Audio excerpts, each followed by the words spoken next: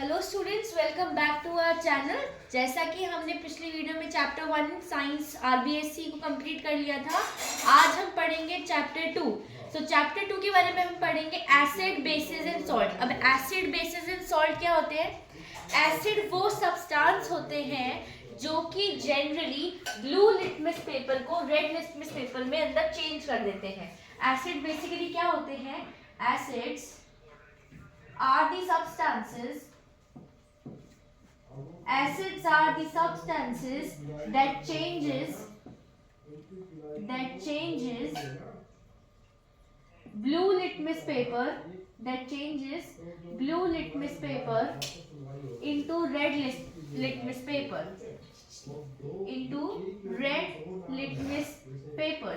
जैसा कि हमको पता है हमारे इन्वायरमेंट में बहुत तरह के क्या होते हैं, we have multiple types of substances and these substances have their different pH level.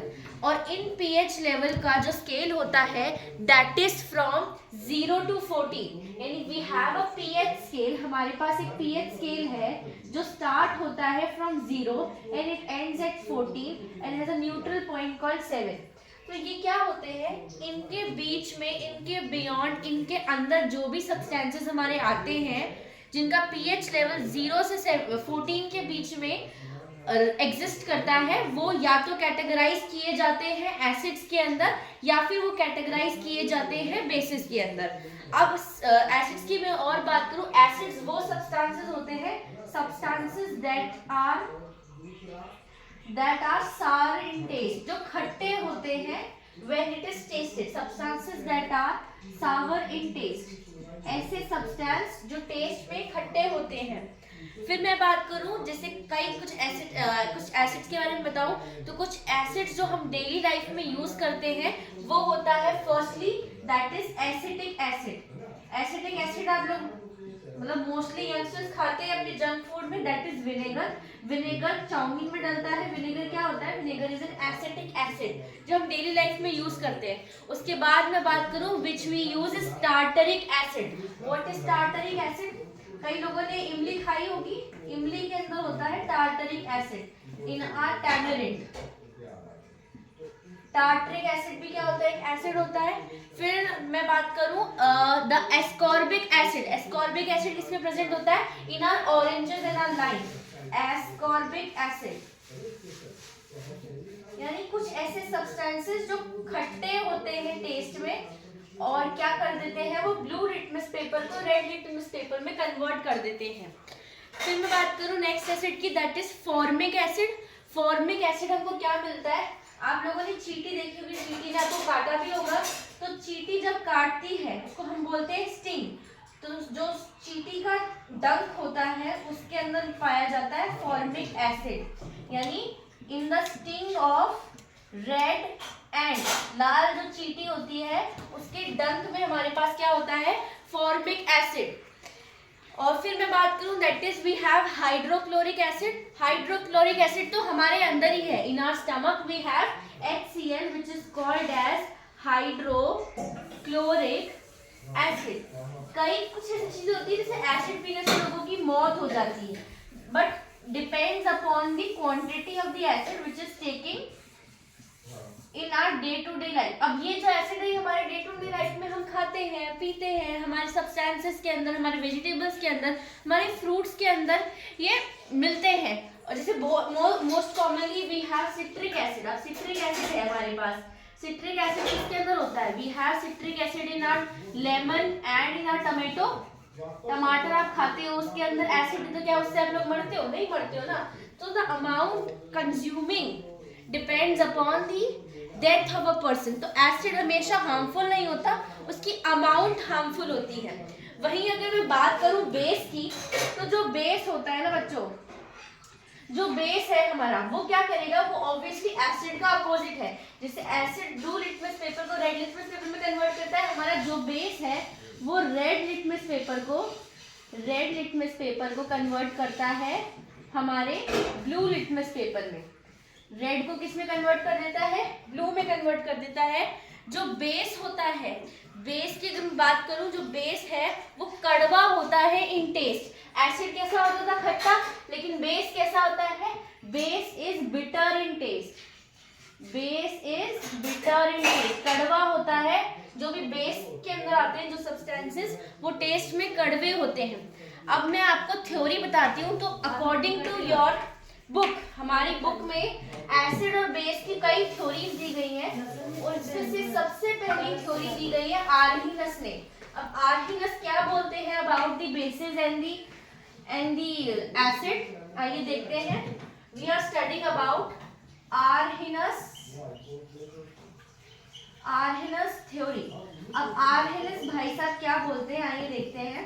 ये कहते हैं कि जब भी कोई सब्सटेंस को हम हाइड्रोजन आयन देते हैं, यानी H+ आयन, अगर हम किसी भी सब्सटेंस को, किसी भी मटेरियल को किसी भी एक्वस सॉल्यूशन के अंदर देते हैं, तब तो वो चीज हमारी होती है acid.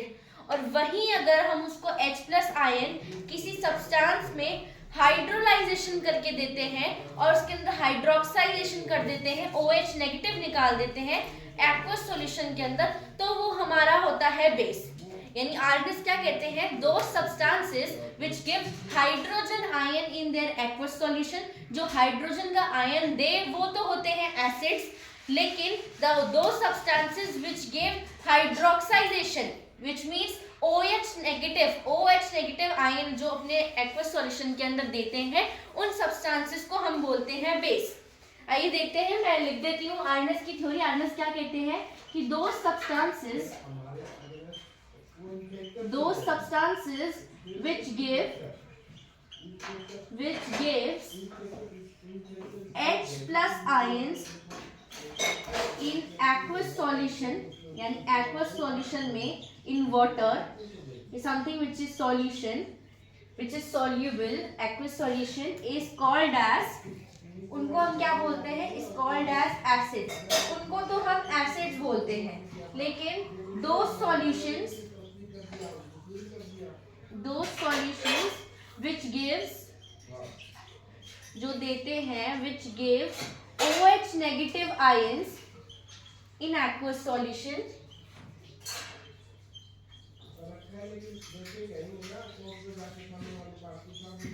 they are called as bases। उन्हें हम बोलते हैं bases। they are called as bases। वो हमारे क्या होते हैं बच्चों? बेसिस होते हैं। ये हमको आर्हीनस भाई साहब बोलते हैं। फिर उन्होंने हमको एग्जाम्पल दिया आर्हीनस का जो एसिड होता है। आर्हीनस के एसिड की अगर मैं बात करूं, अगर मैं एक एग्जाम्पल लेती हूँ HCl का बेसिकली अगर मैं एग्जाम्पल लूँ, HCl अगर एक्वस स्टेट के अंदर रिएक्शन करेगा तो हमारे पास H+ आयन आ जाएगा और Cl- आयन आ जाएगा। तो हमने क्या किया, H+ आयन हमको मिला ना, किसमें मिला? एक्वस स्टेट के अंदर मिला। तो ये हमारा क्या हो गया? HCl, हाइड्रोक्लोरिक एसिड हो गया ना। What is this we have? This is an hydrochloric acid. ये हमारा क्या है? Hydrochloric acid. वही अगर मैं लेती हूँ फॉर एग्जाम्पल, मैं लेती हूँ हाइड्रोजन सल्फेट, मैं H2SO4 ले लेती हूँ फॉर एग्जाम्पल। अब मैंने यहाँ क्या ले लिया? H2SO4 ले लिया। अब मैं इसकी रिएक्शन किस में करवाती हूँ? मैं एक्वस स्टेट के अंदर इस सल्फ्यूरिक एसिड की क्या करा देती हूँ?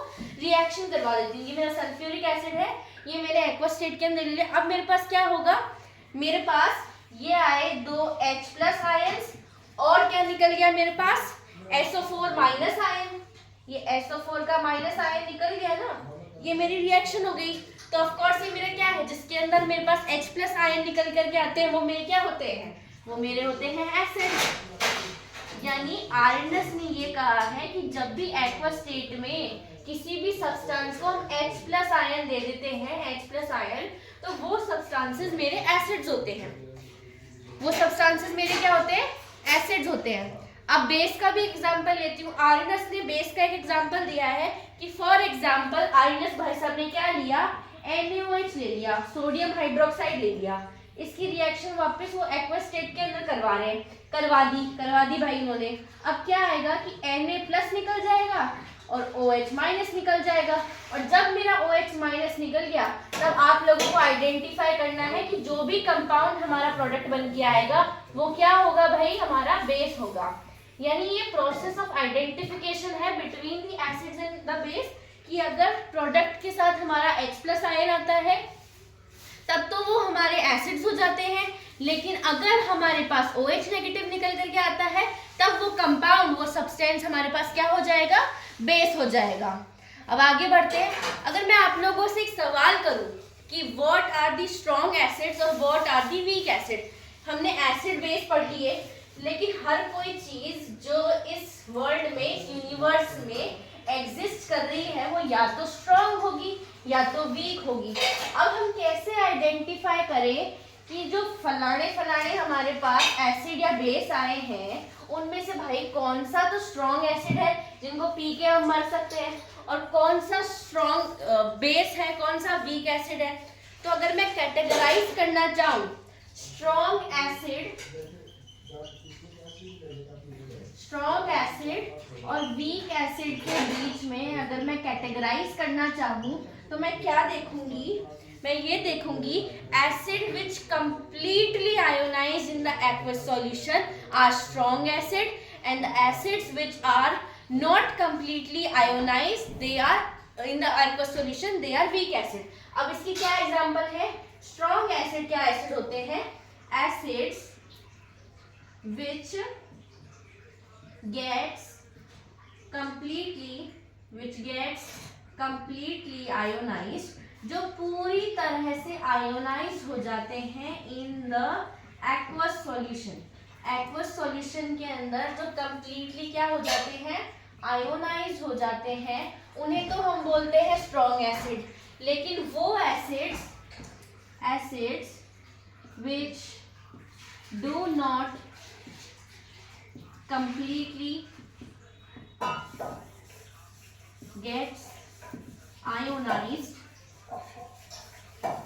in aqueous solution, वो जो एक्वस सॉल्यूशन के अंदर कंप्लीटली आयोनाइज नहीं हो सकते, नहीं कंपाउंड बना सकते, उनको हम बोलते हैं वीक एसिड।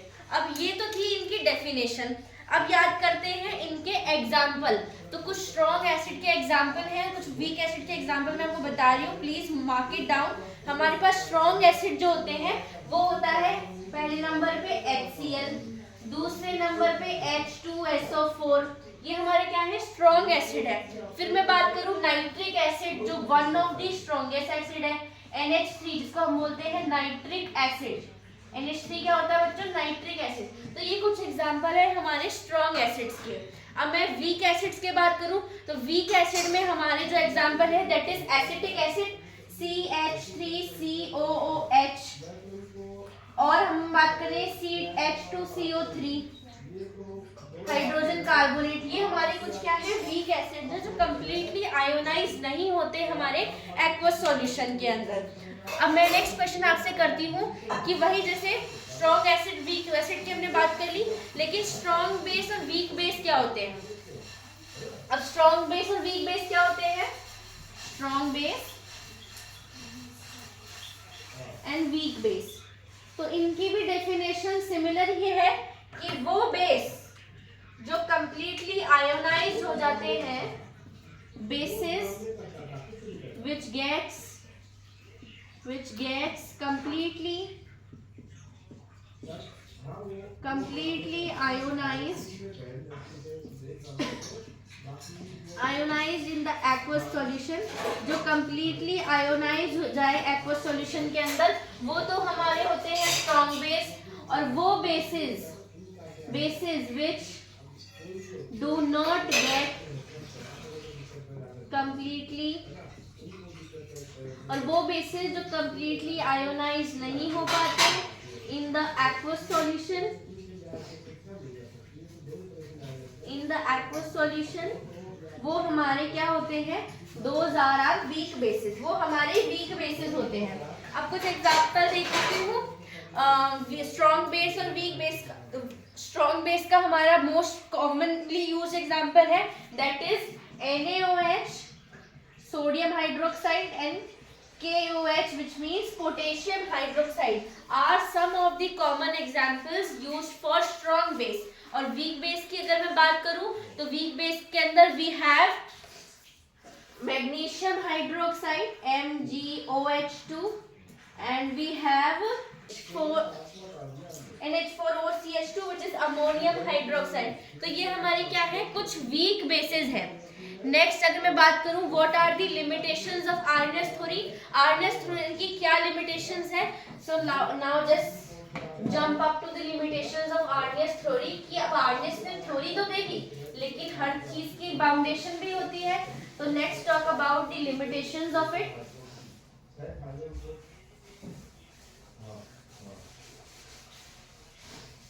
सबसे पहली लिमिटेशन ये होती है कि जब आर्नेस थ्योरी हमको पता है यूजफुल होती है for acids and for base, so which have H+ ion, और उन बेसिस के लिए which have the OH- ions.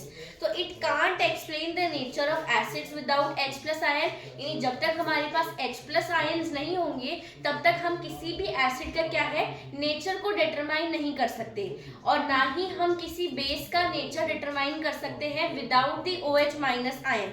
तो ये क्या करती है, सिर्फ और सिर्फ एक्वस सॉल्यूशन के अंदर काम करती है। तो मैं आपको इसका आंसर लिखवा देती हूँ that what is the limitations of the Arrhenius theory. Please right it down guys that the Arrhenius theory is useful for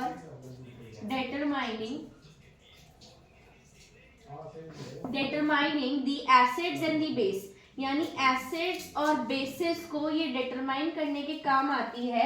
but we know that, लेकिन हमको पता है, बट वी नो दैट, हमको ये बात पता है कि एसिड्स नेचर की जो एसिड का नेचर है, acids nature can not be identified without H+ ions, कि H+ आयंस के बिना हम किसी भी एसिड का जो नेचर है वो नहीं आइडेंटिफाई कर देते। And also we can not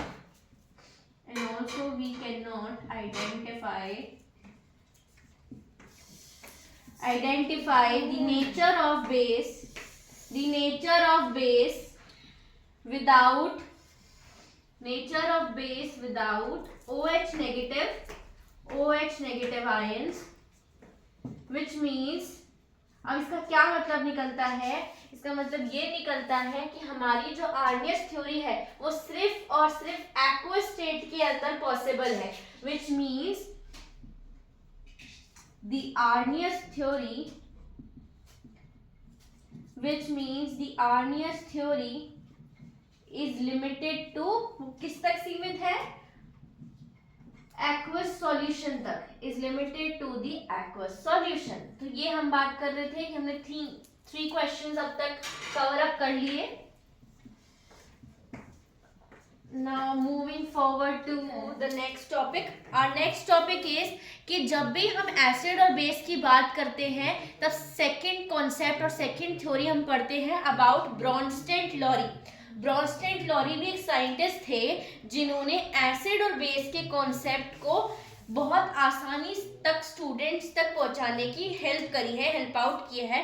तो J.N. ब्रॉनस्टेड जो थे उन्होंने T.M. लॉरी के साथ मिलकर के एक थ्योरी दी, जिन्होंने बोला कि जो प्रोटॉन होता है यानी H+ आयन जो होता है वो डोनर होता है सब्सटेंस का, तभी उसे एसिड कहा जाता है। यानी जब भी H+ आयन डोनेट किया जाता है by any proton to a substance, उस चीज को हम बोलेंगे एसिड, कि वो तो है एसिड। यही आर्नेस ने कहा था कि जब भी हमारे पास H+ आयन होंगे उनको हम एसिड कंसीडर करेंगे, और जब भी हमारे पास OH नेगेटिव आयन होंगे हम उनको बेस कंसीडर करेंगे। तो आइए उसको मैं आपको प्रैक्टिकली थोड़ा बता देती हूँ about the Bronsted Lowry theory of acid and base. We are studying about Bronsted and lorry,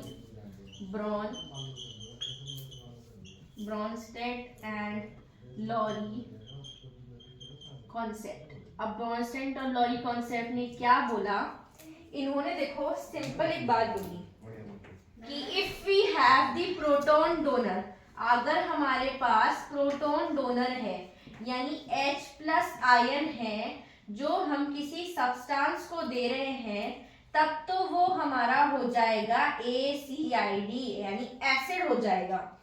फिर इसके अलावा ब्रॉन्स्टेड और लॉरी ने क्या बोला कि if we have a proton acceptor, अगर हमारे पास एक प्रोटॉन का एक्सेप्टर होता है, अगर हमने डोनर की बात कर ली, लेकिन ये और क्या बोलते हैं कि if we have a proton acceptor, अगर H+ आयन को कोई एक्सेप्ट करता है तब उस चीज को हम बोलेंगे बेस। वो इनके अकॉर्डिंग क्या होता है, बेस होता है। यानी whenever we have a proton H+ acceptor that substance is considered to be as base। तो इन्होंने ऐसा क्यों बोला कि why H+ is a proton। अब आपने सोचा होगा ना कि हम फिजिक्स तो नहीं पढ़ रहे कि why we have electron, proton and neutron। तो यहाँ पर प्रोटॉन का क्या काम, why we have proton as H+ ion, why we are determining, why we are denoting it with proton। तो हम इसको प्रोटॉन से इसलिए डिनोट कर रहे हैं क्योंकि when we have H, अगर हम H की बात करें, H को इसने बोला कि ये 1 प्रोटॉन के इक्वल है, ये 1 प्रोटॉन के इक्वल है, मतलब इट हैज 1 इलेक्ट्रॉन ऑल्सो। अगर इसके पास एक इलेक्ट्रॉन है, एक इलेक्ट्रॉन का मतलब होता है it is on to do a product, ये प्रोडक्ट क्रिएट करने के केपेबल है। तो जब ये एक प्रोडक्ट को क्रिएट कर रहा है और कन्वर्ट हो रहा है by giving it to the aqueous state, किसी भी एक्वस स्टेट के अंदर जाने के बाद, तब क्या होता है, हमारे पास जो H+ आयन होता है उसके अंदर वही प्रोटॉन और वही इलेक्ट्रॉन स्टेबल स्टेट के अंदर हमको दिखाई देता है। इसलिए इन्होंने क्या बोला कि अगर मेरा कंपाउंड जैसे गया है वैसे ही मुझे प्रोडक्ट की फॉर्म में मिलता है तो मेरा एसिड क्या हो जाएगा, स्ट्रांग हो जाएगा। इसलिए इन्होंने बोला कि we have H+ ion as a proton. I hope you guys got it. अगर मैं आपको एक एग्जाम्पल से समझाऊं, अगर मैं आप लोगों को एक एग्जाम्पल दूं कि फॉर एग्जाम्पल अपन एक एग्जाम्पल लेते हैं कि if we have water plus, हमारे पास H2O है और हमारे पास NH3 है। अब वाटर की रिएक्शन जब मैं NH3 के साथ करवाऊंगी तो ऑब्वियसली जब हम वाटर के साथ रिएक्ट कर रहे हैं तो ये क्या है, ये it will be a reversible reaction, ये रिवर्सिबल रिएक्शन हो जाएगी। तो मेरे पास क्या आएगा, what will I have, I will have NH4 plus OH negative आ जाएगा मेरे पास, एक H इसके पास ऐड हो जाएगा और OH नेगेटिव आ जाएगा। तो अगर मेरे पास ये OH नेगेटिव आ गया तो इसका मतलब ये तो मेरा क्या हो गया गाइस, ये तो मेरा हो गया बेस, मतलब मेरे पास क्या आ गया, यहाँ पर बेस आ गया। अगर मैं इस बेस की बात करूं तो यहाँ ये बेस क्या है, यहाँ से ये H इसके पास गया तो ये तो हो गया प्रोटॉन डोनर। क्या हो गया, ये मेरा प्रोटॉन देने वाला यानी H+ देने वाला, तो ये तो मेरा हो गया प्रोटॉन डोनर। यहाँ अमोनिया हो गया मेरा base, this is my base. I am talking about the NH4 ion. अब NH3 से क्या हुआ, NH3 ने प्रोटॉन को एक्सेप्ट कर लिया। NH3 के पास यहाँ 3 हाइड्रोजन थे, लेकिन यहाँ क्या हुआ बच्चों, यहाँ NH4 हो गए, मतलब इसने क्या किया, इसने प्रोटॉन को एक्सेप्ट कर लिया। तो जब हम प्रोटॉन को एक्सेप्ट कर लेंगे यानी प्रोटॉन एक्सेप्टर हो जाएगा तो automatically it will turn into base. तो यही कॉन्सेप्ट है of Bronsted and Lowry. After denoting the proton acid converted into the conjugated base. तो जब मैंने प्रोटॉन एसिड को कन्वर्ट किया तब वो अपने आप कॉन्जुगेटेड बेस के अंदर कन्वर्ट हो गया। And after accepting the proton base, और जब उसने प्रोटॉन बेस को एक्सेप्ट किया तो वो प्रोटॉन बेस किसमें कन्वर्ट हो गया, इनटू कॉन्जुगेटेड एसिड। तो यही थ्योरी है कि जब एसिड और बेस की रिएक्शन करवाऊंगी, यानी अगर मैं आपको नॉर्मल भाषा में समझाऊं कि जब भी एक एसिड और एक बेस की रिएक्शन होगी तब मेरे पास प्रोडक्ट में एक आएगा कॉन्जुगेटेड बेस और एक आएगा conjugated acid. And this is the whole concept of Bronsted and Lowry. यही ब्रॉन्स्टेड एंड लॉरी ने दोनों ने मिलकर के ये कंसेप्ट दिया। अब ऊपर वाले एग्जाम्पल में हमको ये तो समझ में आया कि जो पानी था हमारे पास वो एसिड था जो कॉन्जुगेटेड बेस के अंदर कन्वर्ट हो गया। अब अगर मैं बात कर रही हूँ मेरी NH3 की, NH3 ने भाई साहब ने क्या किया, इन्होंने प्रोटॉन को एक्सेप्ट कर लिया। अब इन्होंने प्रोटॉन को एक्सेप्ट कर लिया तो ये क्या हो गए, ये प्रोटॉन को एक्सेप्ट करने के बाद कॉन्जुगेटेड बेस के अंदर कन्वर्ट हो गए। तो मैंने क्या बोला, इन्होंने समझाया कि water is converting into conjugated base and ammonia is converted into conjugated acid, and this is the whole concept of Bronsted and Lowry. I hope you get it. अगर आपको समझ में आ गया तो do pause the video and take a screenshot of it. फिर हम next question करते हैं. Now let's do a question. Now we were talking about this question. We have a question that write acid into conjugated base और एक base into conjugated acid, और इसके हमको pair दिए जाएंगे जो हमको फॉलोइंग इक्वेशन के अंदर फाइंड आउट करने हैं कि कौन तो कॉन्जुगेटेड बेस है, कौन कॉन्जुगेटेड एसिड है, कौन एसिड है और कौन बेस है। अगर मैं एक रिएक्शन लेती हूँ, मेरे पास एक एग्जांपल है, एक तो मैं लेती हूँ HCl प्लस मैं लेती हूँ वाटर और इनकी मैं करवा देती हूँ रिएक्शन। मैंने लिया HCl और वाटर और मैं इनकी रिएक्शन करवाने के बाद मेरे पास क्या आता है, मेरे पास आता है Cl प्लस और क्या आएगा मेरे पास, वी विल हैव H2O, मेरे पास क्या आ जाएगा, पानी वापस आ जाएगा। तो जब मैंने HCl की वाटर की रिएक्शन करवाई, सॉरी H3O आ जाएगा। तो जब H3O मेरे पास आया तो मैंने क्या देखा कि H2O मेरा क्या था, बेस था। मैं नीचे लिख देती हूँ कि HCl तो मेरा एसिड है, वाटर मेरा बेस है। तो जब मेरे वाटर में से H3 के पास गया तो इसने क्या किया, मेरे प्रोटॉन को एक्सेप्ट कर लिया। तो जब इसने मेरे प्रोटॉन को एक्सेप्ट कर लिया then automatically the H3O compound will be converted into conjugated acid. तो जब मेरे H2O से एक H+ आयन निकला, मतलब प्रोटॉन निकला और H3O ने प्रोटॉन को एक्सेप्ट कर लिया, then automatically my H3O compound will be converted into conjugated acid. अब ये मेरा क्या है, एक कॉन्जुगेटेड एसिड है आफ्टर एक्सेप्टिंग माय प्रोटॉन। फिर मैंने क्या देखा कि जब मेरे HCl में से एक H+ आयन निकला, यानी मैंने प्रोटॉन क्या कर दिया, डोनेट कर दिया। Then when I was donating a proton, तो जब मैंने प्रोटॉन को यहाँ से यहाँ तक डोनेट कर दिया, then my Cl compound will be converted into conjugated base. Conjugated base, तो यही मेरा क्वेश्चन कह रहा था। ये क्वेश्चन ने कहा था कि एक एसिड जो कॉन्जुगेटेड बेस में कन्वर्ट हो रहा हो और एक बेस जो कॉन्जुगेटेड एसिड के अंदर कन्वर्ट हो रहा हो, वो मुझे पेयर बना के दिखा दो, एग्जांपल दिखा दो। तो this is the example of whole conversion between these two categories. I hope you get it. अगर मैं नेक्स्ट बात करूं, इसकी लिमिटेशन क्या होती है, अबाउट ब्रॉन्स्टेड एंड लॉरेंस की क्या लिमिटेशन होती है, कि जो थ्योरी होती है ना, it is not able to explain about the aprotic acid base and like अगर मैं कार्बन डाइऑक्साइड की रिएक्शन करवाऊं, अगर मैं सल्फर डाइऑक्साइड की रिएक्शन करवाऊं, अगर मैं BH3 की रिएक्शन कराऊं, तो ये लोग क्या होंगे, इस थ्योरी का अच्छे से पार्टिसिपेट नहीं कर पाएंगे। तो ये जो मेरे कंपाउंड्स हैं like carbon dioxide, sulphur dioxide, जब मेरे ब्रॉन्स्टेड लॉरी थ्योरी के अंदर पार्टिसिपेट करते हैं, then they are not able to stand out by this theory. अब ये क्यों नहीं कर पाते, that is an exception, because in chemistry we have a lot of exceptions.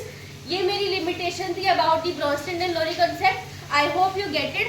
अब जरा पढ़ लेते हैं about the general properties of acid and base. General properties क्या होती है एसिड एंड बेस की?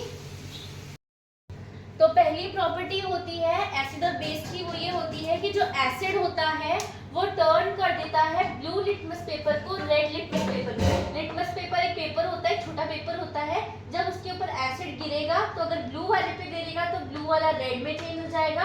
और यही अगर मैं बेस की बात करूं तो बेस क्या करता है, बेस रेड लिटमस पेपर को ब्लू में कन्वर्ट कर देता है। ये इन दोनों की प्रॉपर्टी होती है। और सेकंड प्रॉपर्टी ये होती है कि both acid and base react with metal, कि जब एसिड और बेस की रिएक्शन हम मेटल के साथ कराते हैं तो मेटल के अंदर जो सॉल्ट होता है वो प्रोड्यूस करता है हाइड्रोजन गैस।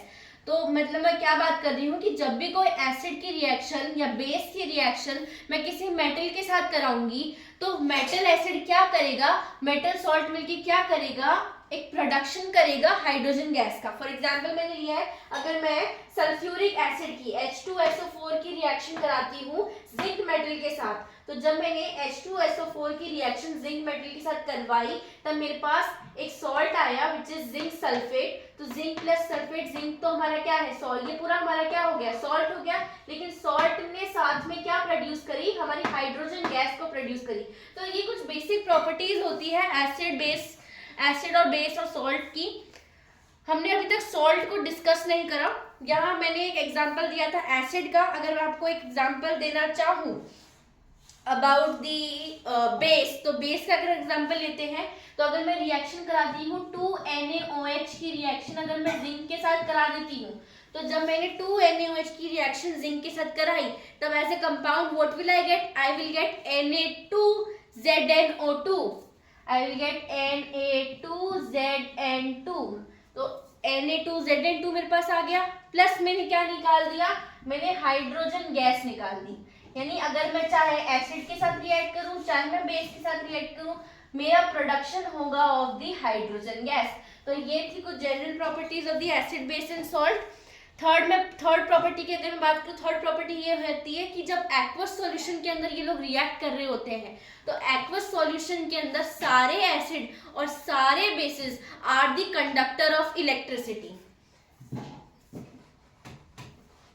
कि whenever I am reacting with acid and base in the aqueous solution, third property क्या होती है, थर्ड प्रॉपर्टी ये होती है कि जब भी एक्वस सॉल्यूशन के अंदर कोई भी एसिड या बेस क्या कर रहे होते हैं, रिएक्ट कर रहे होते हैं, तब वो क्या होते हैं, गुड कंडक्टर, बस वाला कंडक्टर नहीं, गुड कंडक्टर ऑफ इलेक्ट्रिसिटी। तब वो क्या होते हैं, इलेक्ट्रिसिटी कंडक्ट करने में अच्छे कंडक्टर्स होते हैं, which means they are useful electrolytes. वो इलेक्ट्रोलाइट्स की फॉर्म में भी यूज किए जा सकते हैं, दे कैन कंडक्ट इलेक्ट्रिसिटी। ये थी थर्ड प्रॉपर्टी। फोर्थ प्रॉपर्टी पे चलते हैं। एसिड बेस जब रिएक्ट करते हैं एक दूसरे के साथ तब वो फॉर्म बनाते हैं, तब वो किसको फॉर्म बनाते हैं, वो बनाते हैं salt and water. Fourth property की बात करूं कि जब भी कोई एसिड या बेस साथ में रिएक्ट करेंगे तब वो बनाएंगे सॉल्ट प्लस पानी। सीधी बात कि जब भी कोई एसिड या बेस साथ में रिएक्ट करेंगे वो क्या बनाएंगे, वो बनाएंगे एक तो नमक बनाएंगे, कोई भी एक सॉल्ट बनाएंगे, नमक के नॉट ओनली टाटा नमक, वो कोई भी एक सॉल्ट प्रिपेयर करेंगे जो न्यूट्रल होगा the combination of acid and the base, plus वो क्या बनाएंगे, वाटर बनाएंगे।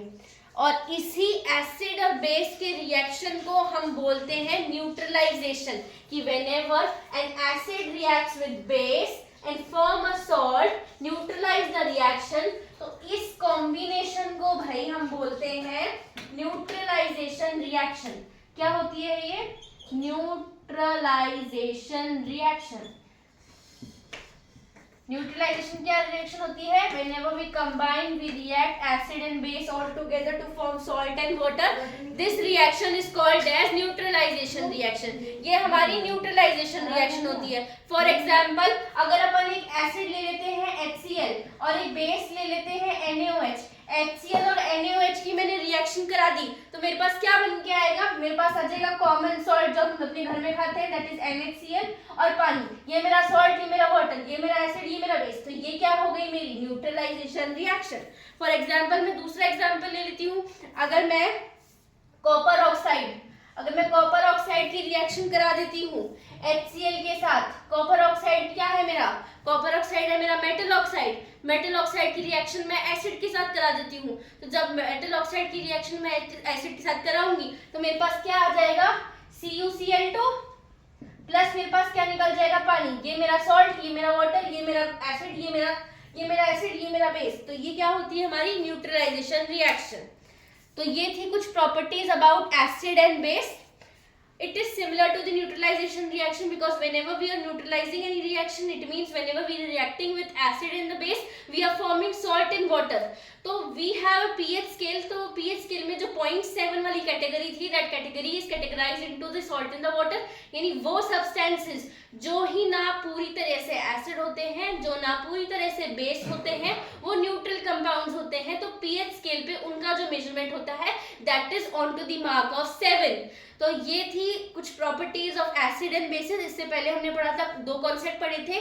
पहला कॉन्सेप्ट थ्योरी दिया था आर्नियस ने. He explain about the concept of acid and basis कि उसके अकॉर्डिंग एसिड एंड बेसिस क्या होते हैं कि जो सब्सटेंस H+ आयन एक्सेप्ट करते हैं वो तो होते हैं एसिड आर्नियस के अकॉर्डिंग, और जो एक्सेप्ट करते हैं OH नेगेटिव आयंस वो होते हैं बेसिस. फिर आए ब्रॉन्स्टन टेलौरी, 2 अलग अलग लोग थे. इन्होंने क्या थ्योरी दी? इन्होंने ये थ्योरी दी कि जो प्रोटॉन को डोनर करते हैं, जो प्रोटॉन को डोनेट करते हैं वो तो होते हैं मेरे एसिड, और जो प्रोटॉन को एक्सेप्ट करते हैं यानी H+ आयन को एक्सेप्ट करेंगे वो होंगे बेसिस. उसके बाद हमने लास्ट में डिस्कस करी जनरल प्रॉपर्टीज. अब तक अगर वीडियो में कोई डाउट हो तो डू कमेंट डाउन बिलो. अगर आपको वीडियो पसंद आती है तो वीडियो को लाइक कीजिए, चैनल को सब्सक्राइब कीजिए and stay tuned for the next video in part 2 of chapter 2 acid basis and salt.